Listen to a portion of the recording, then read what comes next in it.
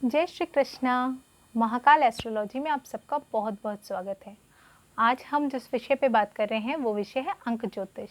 अंक ज्योतिष में आज जो हमारा विचारणीय विषय है वो है नंबर 4, नंबर 4, मूलांक 4। तो कैसे होते हैं मूलांक 4 के लोग, उसको जानने से पहले हम नंबर 4 को जानेंगे कि नंबर 4 देखने में कैसा होता है। तो नंबर 4 को हम दो तरह से लिखते हैं, मैं आप लोगों को दिखाती हूँ। इसको दो तरह से लिखा जाता है। अगर हम देखते हैं कि एक फर्स्ट ऑफ ऑल हम इसको लिखते हैं इस तरह से, नंबर 4 इस तरह से आप देख पा रहे होंगे। रुकिए, ये देखिए, ये आप लोगों को दिख रहा होगा शायद, आई थिंक अब विजिबल होगा। नंबर 4 इस तरह से हम लिखते हैं एक, और एक तरीका अगर हम देखते हैं तो हम लिखते हैं इस तरह से। तो दो तरह से हम नंबर 4 को राइट डाउन करते हैं। दोनों तरह से ही नंबर 4 में कोई कर्व्स नहीं आते, किसी भी तरह का वेव नहीं आता है। ये बहुत ही स्टेबल नंबर है जो कि 3 से 4 रेखाओं के साथ मिलकर बना हुआ है, जिसमें स्टेबिलिटी है। और नंबर 4 को हम कैसे डिस्क्राइब कर सकते हैं या डिफाइन कर सकते हैं, तो 4 दिशाएं हैं, 4 ऋतुएं हैं, 4 चौकोर के 4 कोण हैं। तो इस तरह से अगर हम देखते हैं, हम चलते भी 4 कदम ही हैं, वो 4 कदम या जीवन में हम ले पाते हैं या फिर 4 कदम नहीं ले पाते हैं। तो वो जो 4 स्टेप्स की बात की जाती है वो भी बहुत ही ज़्यादा महत्वपूर्ण है, जो टोटली पूरी तरह से ईश्वर पर आश्रित है, जिस पे हमारा कोई भी बस नहीं है। तो नंबर 4 अपने अंदर बहुत सारे गुण को समेटे हुए है। जैसे कि मैंने कहा कि नंबर 4 एक स्टेबिलिटी का नंबर है, क्योंकि इसमें कोई कर्व्स या फिर घुमावदार आकृति नहीं है। ये एकदम स्ट्रेट एक लाइन के ऊपर खड़ा हुआ है, जिसके और 3 स्तंभ निकले हुए हैं। अगर हम यहाँ डायरेक्शन ढूंढते हैं तो ऊपर एक डायरेक्शन मिलेगी आपको, एक साइड में डायरेक्शन मिलेगी, और एक नंबर 4 जहाँ से जुड़ रहा है वहाँ पे एक डायरेक्शन मिलेगी, और एक बाहरी तरफ हमें 4 इसकी डायरेक्शंस मिलेगी। तो सबसे पहले जो ये नंबर है, स्टेबिलिटी का नंबर है। ऐसे लोग काफ़ी स्टेबल होते हैं, इमोशनली मेंटली बहुत ही स्टेबल होते हैं। इमोशंस में आकर ये कोई भी डिसीजन नहीं लेते हैं, तो ये लोग बहुत ज़्यादा स्ट्रॉन्ग होते हैं इमोशंस के मामले में। ये संभाल पाते हैं बैड से बैड सिचुएशंस को, इमोशंस के साथ बहते नहीं हैं। और जहाँ तक है आई मेंटल कंडीशन की बात, तो मेंटली भी बहुत स्ट्रॉन्ग हैं ये लोग। नंबर 4 को अगर देखा जाए तो वास्तविक है, प्रैक्टिकल है काफ़ी, इतना ज़्यादा इमोशनल नहीं है, इमोशनली बैलेंस्ड कह सकते हैं हम इसको। तो नंबर 4 अगर हम देखते हैं कि नंबर 4 के अधिपति कौन है या फिर लॉर्डशिप किसको दी गई है, तो पाश्चात्य ज्योतिष में इसकी लॉर्डशिप दी गई है यूरेनस को। यूरेनस की खोज अगर हम देखते हैं ना, तो यूरेनस की खोज हुई थी 1781 में, 1781 में। उससे पहले तक यूरेनस का नहीं पता था। तो उससे पहले कहा जाता था नंबर 4 जो डिनोट करता है वो मून को डिनोट करता है। तो लेकिन वैदिक ज्योतिष में नंबर 4 का के जो अधिपति ग्रह बनते हैं वो बनते हैं छाया ग्रह राहु। और ये बहुत ज़्यादा अप्रोप्रिएट लगता है वैदिक एस्ट्रोलॉजी की तरफ से भी। और राहु में जितनी कैपेबिलिटी है या कैपेसिटी है वो सारी नंबर 4 में हमें देखने को मिलती है, जिसमें से एक है वेशधारी। हमें सबको पता है कि राहु जो थे वो असुर थे, और उन्होंने देव का रूप धर के देवदल में वो सम्मिलित हो गए थे, जिससे कि वो अमृत पान कर सकें। तो ये कैरेक्टर हम नंबर 4 में देख सकते हैं कि ये वेशधारी होते हैं, काफ़ी ज़्यादा अच्छी एक्टिंग कर पाते हैं। और क्योंकि राहु सर को निर्धारित करता है, हमारे सर को दर्शाता है, राहु का सिर्फ सर है और केतु का धड़ है। तो राहु सर दैट मीन्स जहाँ पे हमारी बुद्धि का वास होता है। तो ऐसे लोग देखा गया है जिनका भी मूलांक 4 होता है या फिर भाग्यांक 4 होता है, नामांक 4 होता है, ऐसे लोग काफ़ी ज़्यादा इंटेलिजेंट होते हैं, काफ़ी ज़्यादा इंटेलिजेंट होते हैं ये लोग। तो और अपनी बुद्धि का प्रकाश कैसे करते हैं, बहुत ही अजीबोगरीब ढंग से अपनी बुद्धि का प्रकाश करते हैं। ये एकदम स्ट्रेट वे में नहीं सोचते हैं, ये चीज़ों को काफ़ी क्लमजी कर और उसके बाद उसका एक कंक्लूजन निकालते हैं। तो ऐसे लोगों को देखा गया है कि काफ़ी क्रिएटिव माइंड होता है, डिस्ट्रक्शन से क्रिएशन इनका स्टार्ट होता है एक्चुअली। ऐसे आप बच्चों को देखेंगे जिनका जो नंबर 4 से प्रभावित हैं, ऐसे बच्चों को आप देखेंगे जब आप उनके हाथ में खिलौने देते हैं ना, तो वो देखेंगे कि वो खिलौनों को तोड़ फोड़ के रीअसेंबल करने की उनमें गुण पाए जाते हैं। वो रीअसेंबल कर रहे होते हैं, उसको नया रूप दे रहे होते हैं।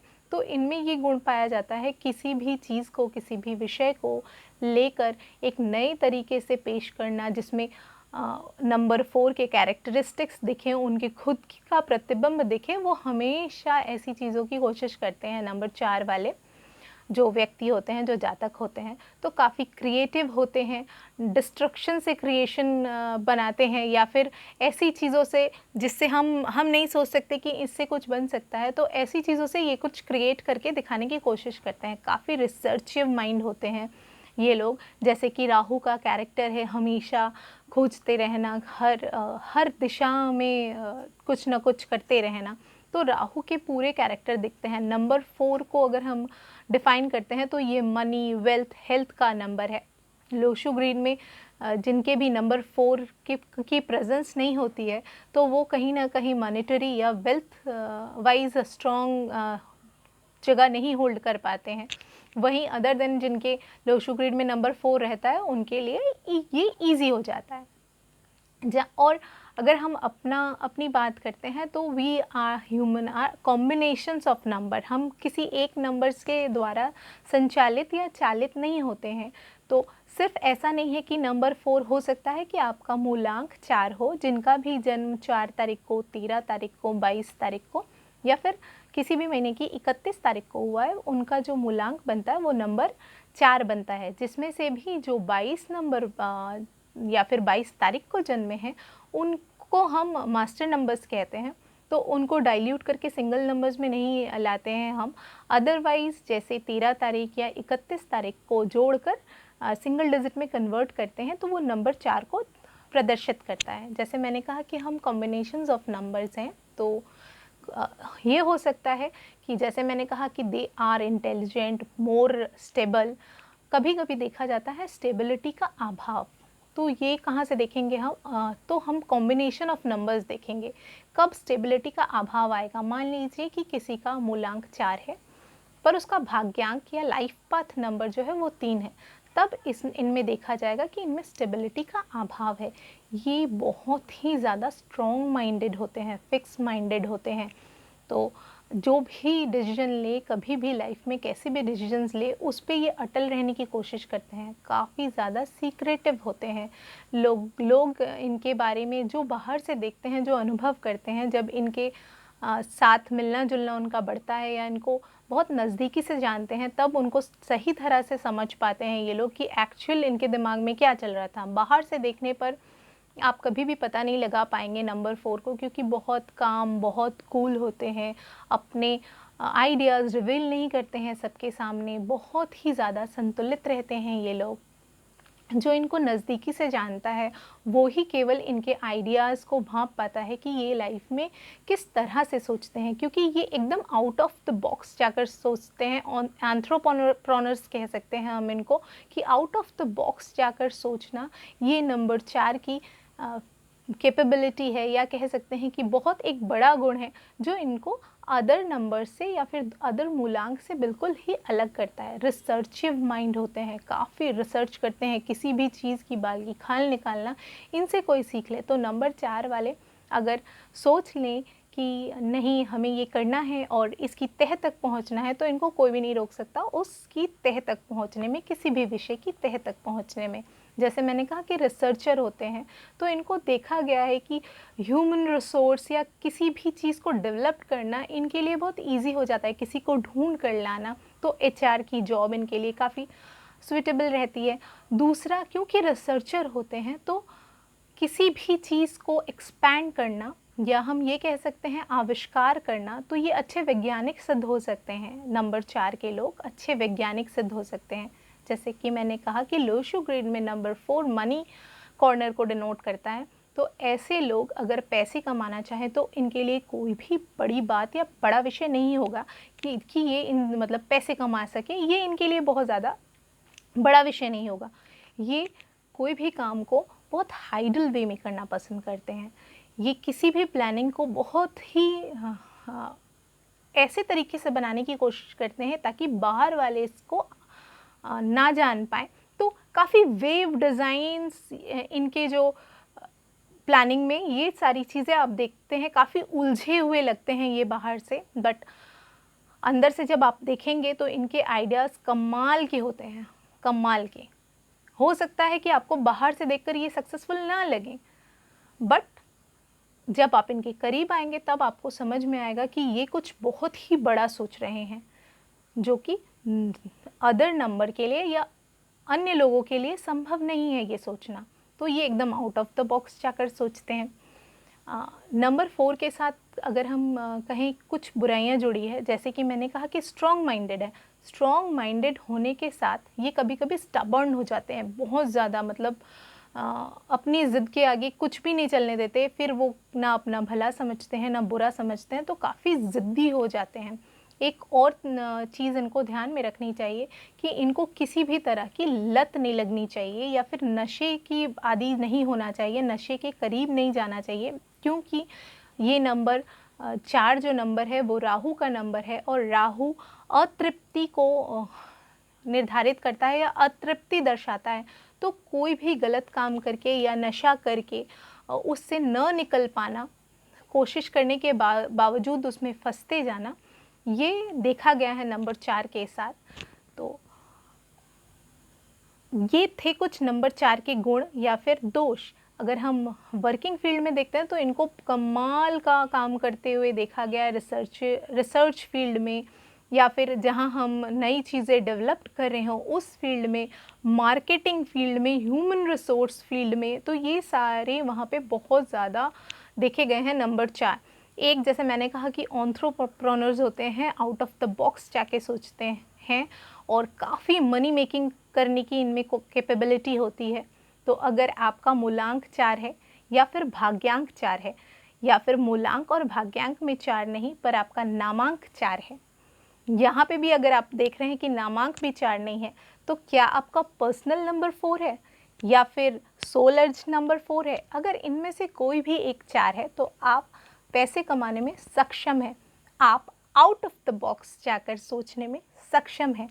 आप ऐसे व्यक्ति हैं जो दुनिया को क्रिएशन से लेकर डिस्ट्रक्शन और डिस्ट्रक्शन से लेकर क्रिएशन, ये जो मीनिंग है वो समझा सकते हैं।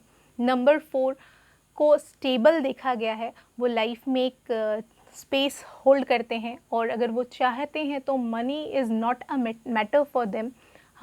मैं बिल्कुल नहीं भूलूंगी ये कहना, जो बिल गेट्स जी हैं वो नंबर 4 के अधीन आते हैं। तो उनका जो जन्म हुआ है वो 28 अक्टूबर 1955 में हुआ है। तो जिनको पूरा अगर हम जोड़ते हैं, जिसको हम लाइफ पाथ नंबर या भाग्यांक कहते हैं, वो उनका नंबर 4 है। तो जानने के लिए कि लाइफ पाथ नंबर क्या है या फिर भाग्यांक क्या है, मुझे ज़रूर इनबॉक्स कीजिए, कमेंट कीजिए। मैं ज़रूर बताऊंगी कि लाइफ पाथ नंबर क्या है, वो कैसे वर्क करता है। जैसे कि अगर हम बर्थ नंबर देखते हैं या जिसे हम मूलांक कहते हैं, वो हमारी पर्सनल नेचर को निर्धारित करता है या डिनोट करता है कि हम कैसे होंगे, हमारा बेसिक नेचर कैसा होगा। लाइफ पाथ नंबर जो है वो काफ़ी बड़े गोल को डिनोट करता है कि हम लाइफ में क्या करने चले हैं। तो अगर लाइफ पाथ नंबर आपको जानना है तो ज़रूर हम मुझे इनबॉक्स कीजिए, कमेंट कीजिए कि तो फिर हम लाइफ पाथ नंबर पे भी लेकर आएंगे कि क्या होता है लाइफ पाथ नंबर और कैसे काम करता है। तो आज जो नंबर 4 की वीडियोस थी आपको कैसी लगी, मूलांक 4 की ज़रूर बताएं। मूलांक 4 के साथ जो रंग जुड़ा हुआ है वो है भूरा या ब्राउन कलर। तो अगर आपके मूलांक 4 के अंतर्गत आते हैं या फिर आपका जन्म हुआ है 4 तारीख, 13 तारीख, 22 तारीख या फिर 31 तारीख को, तो आप मूलांक 4 के अंतर्गत आते हैं। आप ब्राउन कलर्स का प्रयोग कीजिए और लाइफ को और भी ज़्यादा इंटरेस्टिंग, रिसर्चिव और फुल ऑफ मनी वाली बनाइए। इसी के साथ यहीं पे मैं वीडियो को समाप्त करती हूँ। अगर अच्छा लगे तो सब्सक्राइब करें, शेयर करें, कमेंट ज़रूर करें। आपके कमेंट मेरे लिए बहुत ही प्रीशियस हैं। जय श्री कृष्णा, अलविदा।